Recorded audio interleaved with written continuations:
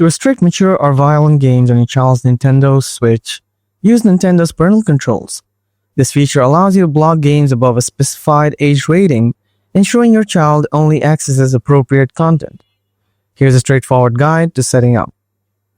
First, make sure to download and open the Nintendo Switch Parental Controls app on your phone. Link your Switch if you haven't already. After that, go to the Parental Controls section from the bottom. Now tap Restricted Software. Tap Restricted Software again.